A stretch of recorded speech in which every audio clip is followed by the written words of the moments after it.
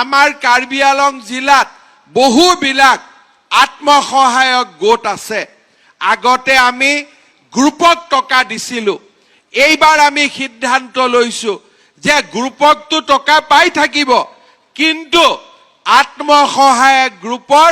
সদস্যসকলক আমি ব্যক্তিগতভাৱেও 10,000 টকাকৈ আপোনালোকৰ বেংক একাউণ্টত আমি জমা দিম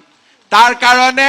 আমি 2 এদিনতে আপোনালোকৰ বেংক একাউণ্ট আদি পৰীক্ষা কৰাৰ কাম আৰম্ভ কৰিম কাৰ্বি আলং জিলাৰ বহু মহিলা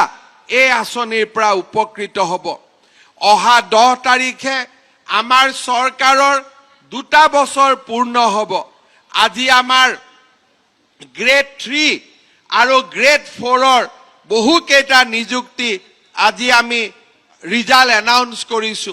ৰাতিপুৱা মই দেখা পাইছো যে গ্ৰেড 3 আৰু গ্ৰেড 4 মিলি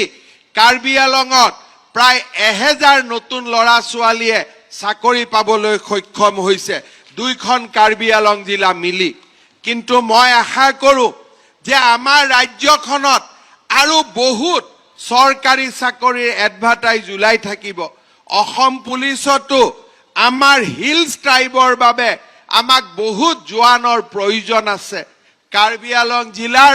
ডেকা লৰা ছোৱালীক অসম চৰকাৰৰ চাকৰিৰ পৰীক্ষা সমূহত